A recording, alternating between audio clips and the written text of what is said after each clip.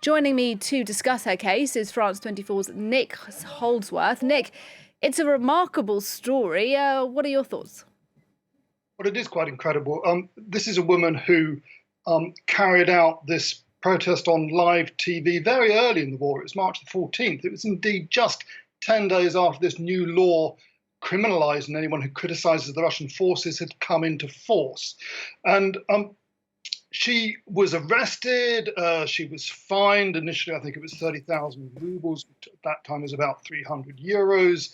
And she was expected sort of just to go away. That was expected at the end of it. Then she subsequently left Russia, turned up in Germany, worked for a few months for Spiegel TV, I think it was, or one of the German publishers.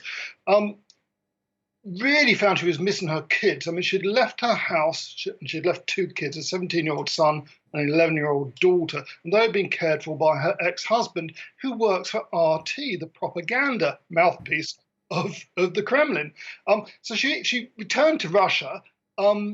She didn't give up her protests. I mean, the current court case relates to a protest in mid-July when she carried out a one-woman picket on the banks of the river Moscow, near to the Kremlin, accusing Putin and the Russian army of being fascists and highlighting the number of children who had died.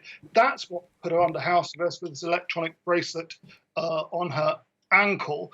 And then it appeared, I think Saturday morning, I saw that there were reports from her husband, her ex-husband Anton, saying that he gathered she had disappeared with the daughter, who had recently fled from his flat where he'd been trying to keep her. She'd gone back to her mother. We don't hear anything for a few days. And then this morning, up pops on her Telegram channel a statement saying that this law under which she's been charged is unconstitutional. She doesn't consider herself subject to it, and therefore she is free of restraint. And then a little bit later posted a video criticising Putin, saying he's the one who should be in court to face charges for genocide in Ukraine. Doesn't say where she is. We've got no idea. Her lawyer apparently doesn't know where she is. There's been a warrant issued for her arrest by the Russian authorities. I strongly suspect that somehow she's managed to spirit herself and her daughter away across a border, and at some point she will turn up, hopefully safe and sound. And her story has grabbed international attention, particularly that protest live on television back in March. But do we know inside Russia itself how much influence her activity has had, if at all?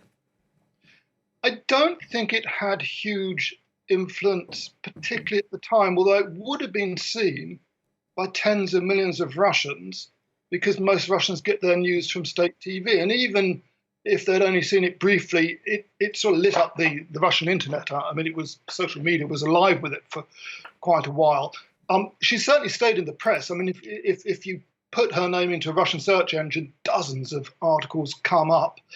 And I suspect that the fact she did that so early, the fact that it was so public, has remained in the Russian consciousness. And what we've seen since September the 21st, when mobilization of apparently 300,000 men was announced, we've seen nearly that number, 260,000, according to some Russian sources, of men of military age fleeing Russia. Those 25-kilometer queues at the border for Georgia, similar things getting into Kazakhstan.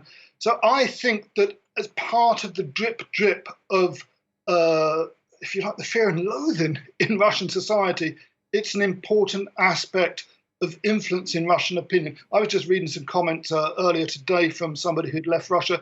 He said he looked around Moscow. I've seen photographs from a friend recently who returned to Moscow, the metro, empty. He said, the place is near deserted because all the young, bright things have fled. And I think that Marina Ovsyanikova's protest in mid-March was the first sign that there is resistance, even if that means fleeing rather than staying to fight against the regime in Russia.